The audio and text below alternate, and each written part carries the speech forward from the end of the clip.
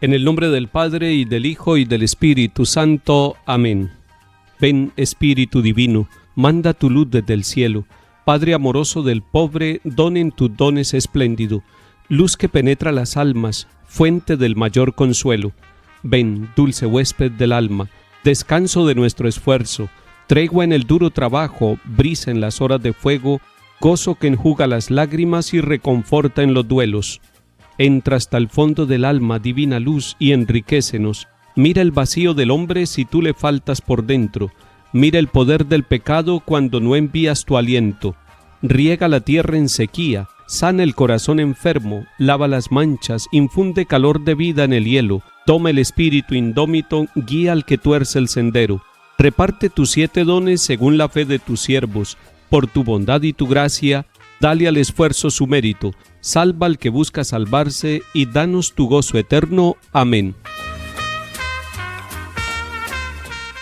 Lectura del libro de los Hechos de los Apóstoles, capítulo 15. En aquellos días, unos que bajaron de Judea se pusieron a enseñar a los hermanos que si no se circuncidaban conforme a la tradición de Moisés, no podían salvarse.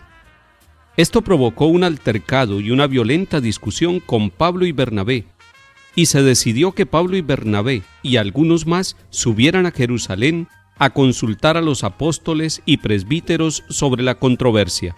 La iglesia los proveyó para el viaje. Atravesaron Fenicia y Samaria, contando a los hermanos cómo se convertían los gentiles y alegrándolos mucho con la noticia. Al llegar a Jerusalén, la iglesia, los apóstoles y los presbíteros los recibieron muy bien.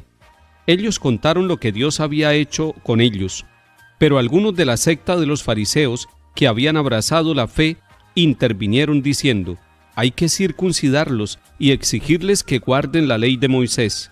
Los apóstoles y los presbíteros se reunieron a examinar el asunto. Palabra de Dios.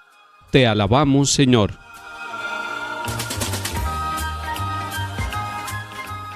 Este capítulo 15 de los Hechos de los Apóstoles es muy importante. Ojalá ustedes lo pudieran leer. Sucedió una controversia en una ciudad donde estaban los apóstoles Bernabé y Pablo. Esa ciudad se llama Antioquía de Siria. Allí sucedió una controversia. Es una comunidad ya madura, es una comunidad que va avanzando en la fe. Cuando llegan algunos de la tradición judía, pues traen todas sus costumbres religiosas del judaísmo y empiezan a decirle a los apóstoles que ellos deben circuncidar a los paganos que se están acercando a la fe cristiana. Eso genera una controversia. Esa es la palabra que usa el capítulo 15, una controversia. ¿Cuántas controversias de fe puede haber en nuestra vida, en nuestra historia, en nuestras comunidades? ¿Por qué es importante este capítulo? Porque Pablo y Bernabé no toman la decisión solos. Se van desde Antioquía hasta Jerusalén para consultarle a Pedro y a los demás apóstoles. Es una forma bellísima que tiene la iglesia desde el comienzo, consultar con Pedro, que él y los demás apóstoles sean los que hagan el discernimiento y lleguen a una decisión ante esta controversia. Hoy Pedro es el Papa Francisco. Por eso la iglesia de todos los 5 continentes, ante las dificultades que se presentan, busca la respuesta en Pedro, en el magisterio del Papa Francisco, y el Papa Francisco nos va ofreciendo las orientaciones seguras y maduras en la fe. Cuando nosotros escuchamos al Papa Francisco, estamos escuchando el magisterio de la iglesia. El Papa Francisco nos ofreció un documento muy claro sobre la vida de la familia, sobre el amor en el matrimonio, sobre la pareja y el amor que los lleva a la santidad. Ese documento se llama La Alegría del Amor.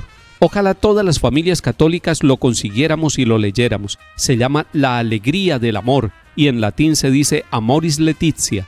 Con este documento el Papa Francisco también está asumiendo varias controversias que hoy en día se presentan en la fe de la familia. Volvamos al capítulo 15 de los Hechos de los Apóstoles. Van Pedro y Bernabé y van acompañados de otros miembros de la comunidad y van subiendo hasta Jerusalén para consultar a los apóstoles. Allí los apóstoles y la iglesia en general, los presbíteros, los reciben con mucha alegría, los acogen, escuchan el testimonio de cómo los gentiles, es decir, los que no eran del pueblo de Israel, están siendo tocados por el amor de Jesucristo y están siendo unidos a la iglesia que están haciendo. Los apóstoles y los presbíteros se reunieron a examinar el asunto, es decir, a hacer oración y a discernir. Muchos asuntos en nuestra vida personal y familiar necesitan ser examinados, necesitan ser consultados. Ojalá que nuestras familias se preguntaran esto que estamos haciendo, esta situación, estas dudas que tenemos en nuestra vida moral, en nuestra vida de doctrina, de fe, ¿serán correctas? ¿Dónde encontraremos la respuesta? Y nosotros en la Iglesia Católica tenemos dos fuentes para aclarar nuestras dudas de fe.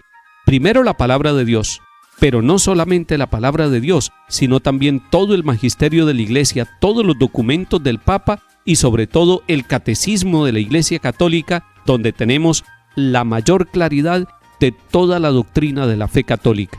Cuando en una comunidad o en una familia se presentan dificultades de fe, lo primero es consultar con el sacerdote, con el párroco, con el obispo, con las distintas comunidades, porque la Iglesia misma se encarga de examinar los asuntos, de orar, de discernir y de llegar a unas soluciones. Les pido que ustedes lean hoy el capítulo 15 de los Hechos de los Apóstoles.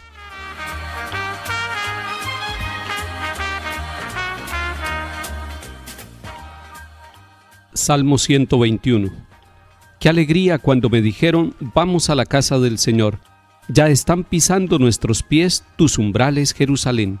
Allá suben las tribus del Señor, según la costumbre de Israel, a celebrar el nombre del Señor. En ella están los tribunales de justicia en el palacio de David.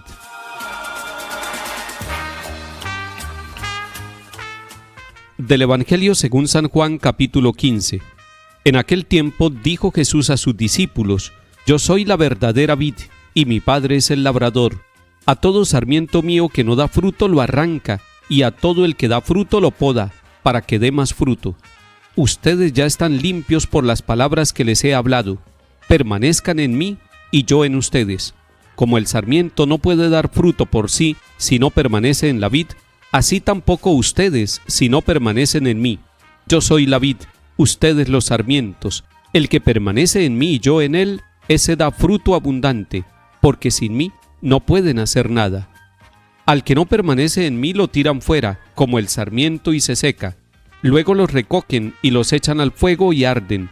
Si permanecieran en mí y mis palabras permanecen en ustedes, pidan lo que desean y se les realizará. Con esto recibe gloria mi Padre, con que den fruto abundante. Así serán discípulos míos. Palabra del Señor.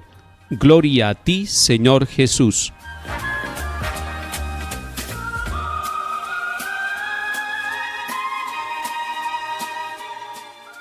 Bello este capítulo 15 de San Juan, donde Jesús habla de él mismo como la vid verdadera. Se está comparando con un tronco y nosotros somos las ramas, pero nosotros pegados al tronco tenemos que dar fruto. Ese es el ideal.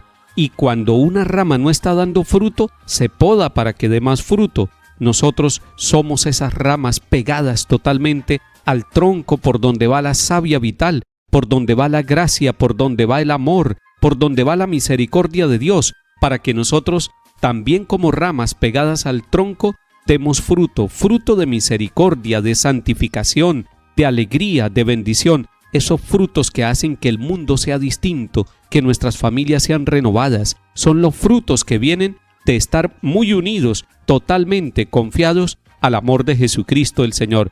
Me parece muy importante el versículo 5 de este capítulo 15 que empezamos a leer hoy. Dice, porque sin mí no pueden hacer nada. Esa palabra tiene que resonar en nuestro corazón. Sin mí no pueden hacer nada. Una rama que se despega del tronco no puede dar fruto, es imposible.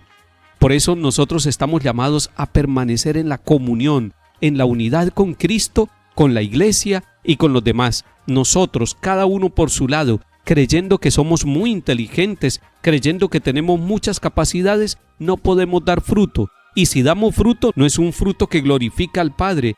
Entonces nosotros podemos caer en el egoísmo, en el orgullo, sintiendo que nosotros somos capaces de dar ese fruto.